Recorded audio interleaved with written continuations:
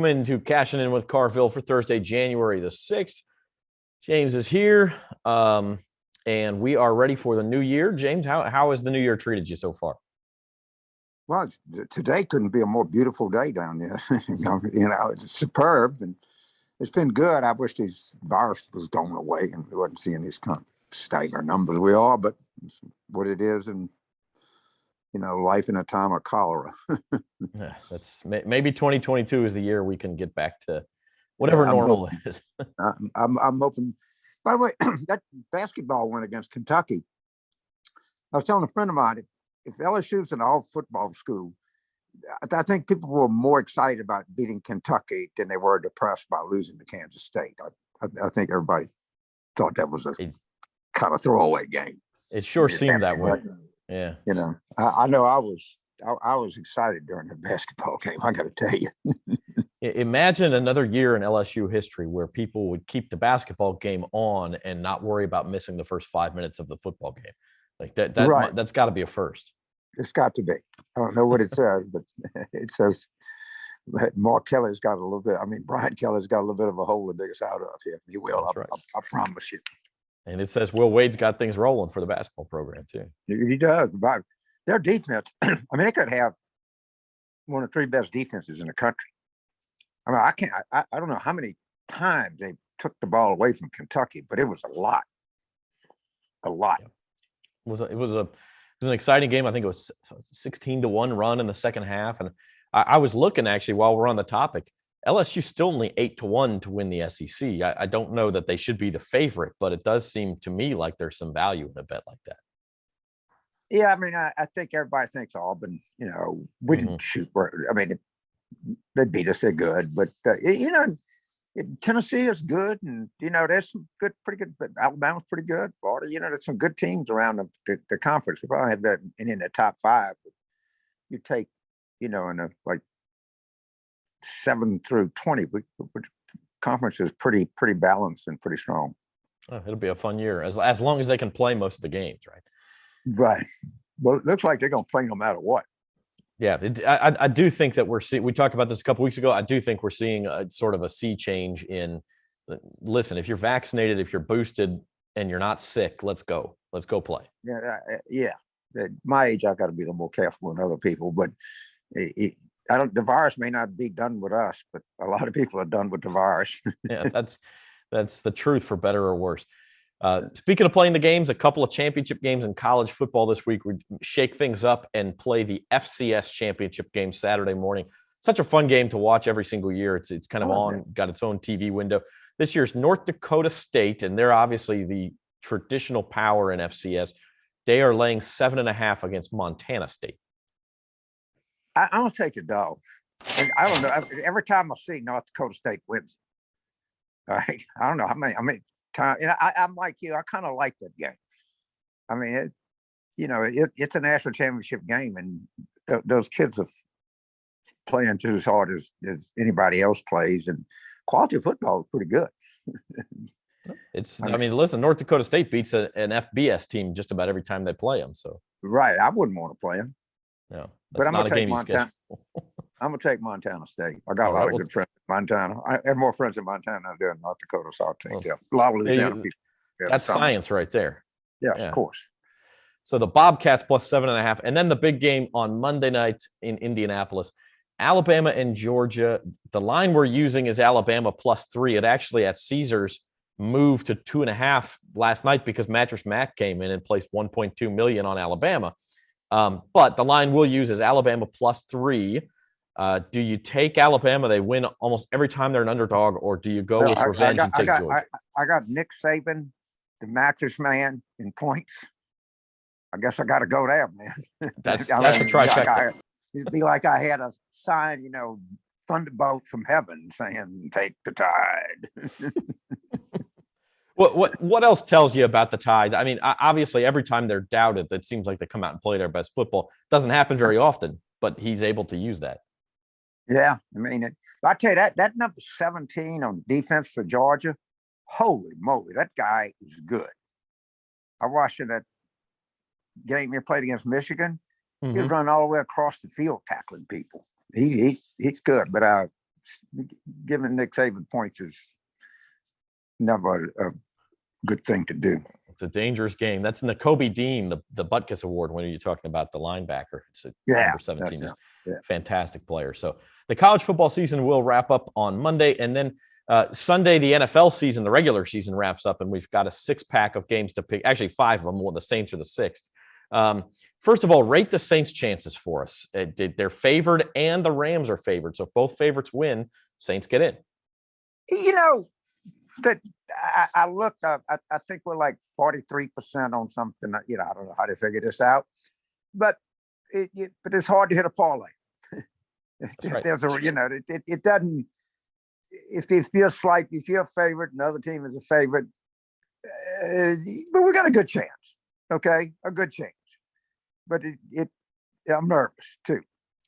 It'll be a fun 3 hours, I think. Just kind of following both games. Yeah, damn right it will. And you know, they're gonna have to play out of the wazoo. But our defense is so good. I like our chances. Took my 6-year-old to the game on Sunday. His first game, he used his Christmas money. He wanted to buy a Saints ticket, and he wise young man. He passed up on cotton candy because he didn't want to miss any of the second quarter. That's how focused he was. So you're raising that bar right. A chip off the old block, I guess. Yeah. Just say it's going to start asking you about the spread, then you know you've done a good job. Well, we'll wait on that. Maybe it's 16, not 6. There you go. All right, let's pick some games. Cowboys at Eagles. This one's Saturday night. Probably means more for the Cowboys. They could play up into a higher seed. The Eagles are in, have some COVID problems, but they are at home and they are getting 7 points. I'd give them 7 points. All right. So we're just to be clear, we're taking the Cowboys and laying the 7. Okay. Next day, the Colts need to win in Jacksonville to get into the playoffs. They're 15.5-point favorites. Nobody thinks they could lose. They have not won in Jacksonville since 2014. So do you lay that many points? You know, there's a old rule that if you followed it and you followed it a long time, you would make money. That is, anytime a home team gets 10 points in the NFL, you take the home team. All right. Now, Jacksonville is historically bad, but 15.5 is a lot more than 10. That's right. All right. And so I'm gonna take Jacksonville. That's a hard thing to get out of your mouth. And I'm taking Jacksonville. I just uttered it. I'm taking Jacksonville. If they can't play spoiler, maybe they can at least stick within 2 touchdowns. So. You know, at some level, they're professional athletes. That's right. And they have some pride. I mean, I hope that the whole thing doesn't just fall apart, you know. At the same time as that game, the Steelers are in Baltimore.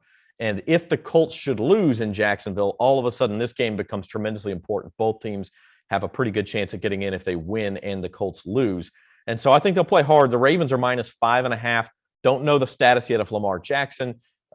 Big Ben had his send-off Monday night, but frankly didn't look like a dangerous quarterback. Where do you go here with Ravens -5.5?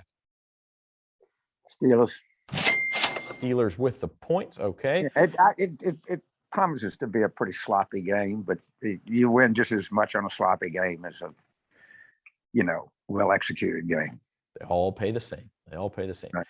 Circling back to the Saints, the help they need is from the Rams, who ironically is who they would play if they got in. The Rams are -4.5 at home against San Francisco. Well, I hate to do this because this is betting against my interests, but I hope that the Rams win by 4.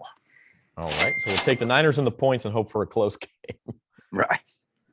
And then I'm trying to middle it. Yeah, that's right. The Saints play at the same time.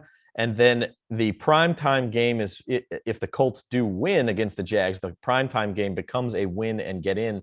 And that's the LA Chargers -3 in Las Vegas to face the Raiders. The Chargers. I think it's just better. All right.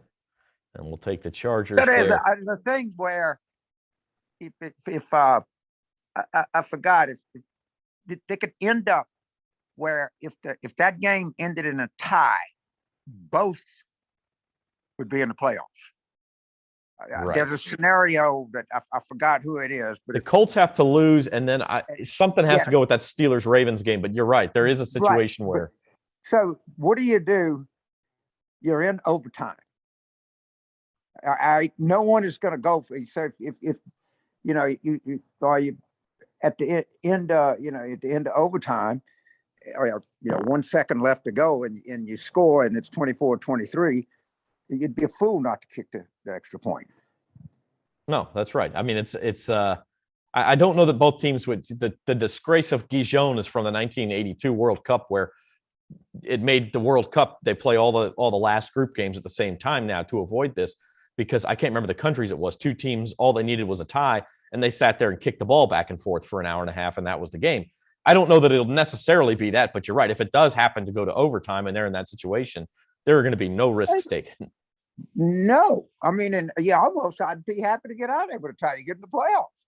Now, Goodell's going to, call and he got it, but human nature's human nature, man. These guys been playing football all year, and being a playoff team and not being a playoff team makes a huge difference. Yeah, yep. And it was. I say that I just looked it up. It was West Germany beating Austria 1-0 in that soccer game, and that was the result that got both teams through. So Austria lets West Germany score the first goal, and then they just kicked it around for an hour and a half, and that was the game. And so you hope for the NFL's sake that doesn't happen Sunday night, but it might be interesting. No, come on, you kind of hope it does happen. The NFL hopes it doesn't. I hope it does. Yeah. I always pull if it doesn't involve the Saints at LSU, I want chaos everywhere. I just just let something freaky happen. Yeah, just let something freaky happen. Yeah. All right, James. Well, we have 1 week left in the Cashin In with Carville contest. We'll talk some NFL playoffs next week, and we'll recap the championship game. Take care, my friend. All right. Thank you very much.